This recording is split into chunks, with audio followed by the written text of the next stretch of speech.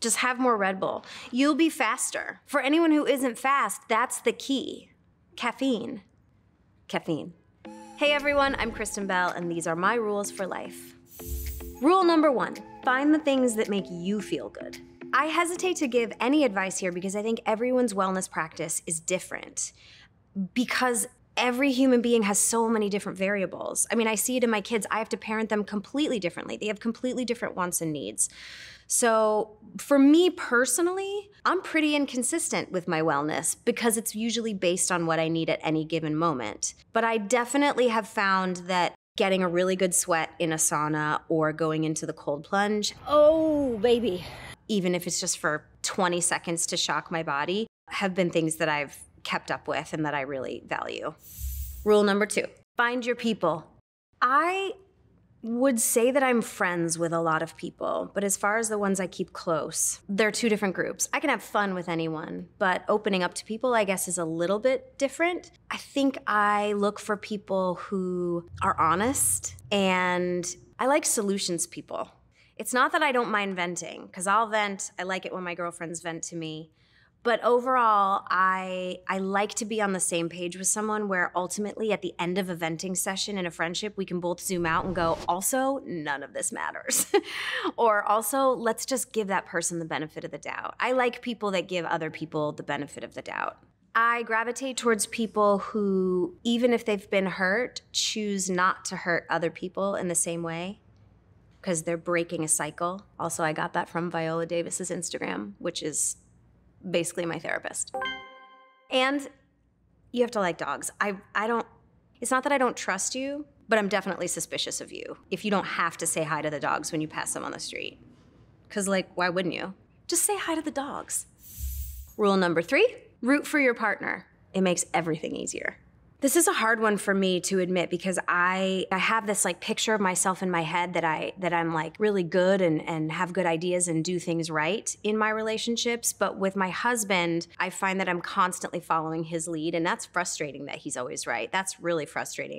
But I think that what keeps our relationship strong is that I've learned so much about how he has to handle life through the lens of sobriety. I've learned a lot about how valuable that is because the priorities in our relationship are communication, a foundational trust, and a sense of accountability and honesty. That is really like the bare bones of a sober person's lifestyle. So yeah, I find that works really well for us. And also, when you're together with someone for a short or long amount of time, I find it just works better when you remember you're on the same team, even in the midst of like a heated fight, which we'll still get into. I mean, we're polar opposites, so we argue all the time. But the idea that I'm still rooting for him and he's still rooting for me and that there's no contempt involved, I think is really, really important. Rule number 4, only compare yourself to the person you were yesterday. Growing into the best version of yourself and who you are, what you have to offer, is incredibly important. Everything else doesn't matter. Rule number 5, you don't have to take all the advice that you get. Well, first and foremost, I don't know what I'm doing. None of us do. We just read all the books that we possibly can. I guess what I've learned as a mom is that I like advice. I like to take all the advice because I never know when I'm gonna need it. And here's the thing about advice. You don't have to take it. You don't have to apply it. Like you could have another mom friend or another parent give you a bunch of advice on a sleep technique or what they do for their kids' lunches, and you can just smile and nod and you don't have to take that or feel less than.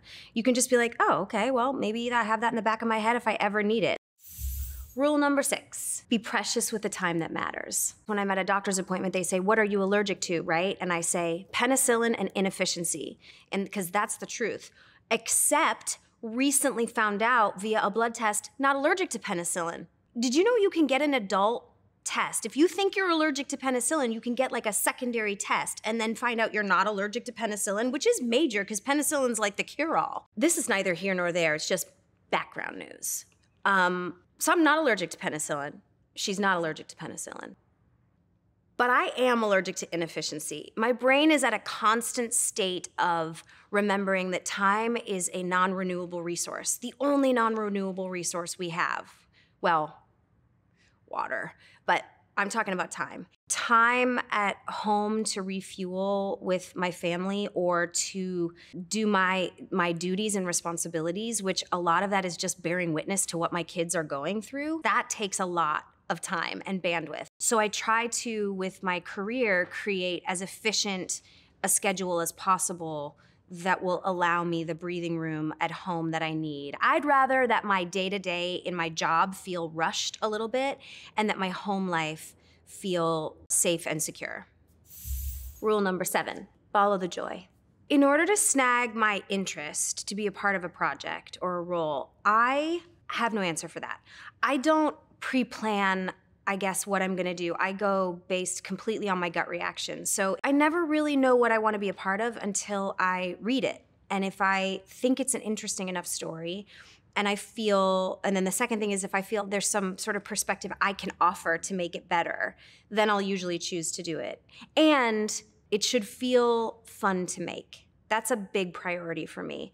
I have no hopes and aspirations to be miserable for 3 full months, even at the expense of really good art. There are a lot of people who can do that very well. I am not one of them. So I like to see who's involved in the project. Do I know those people and want to work with those people? Do I think they'll be fun to hang out with? Because you're usually on set for many, many hours of the day. And if I think it'll be a joyful experience, I follow the joy. Rule number 8, no one can make you feel inferior without your consent. Don't consent. To keep all my insecurities at bay, I live by a rule the late, the great Eleanor Roosevelt once said, which is, no one can make you feel inferior without your consent.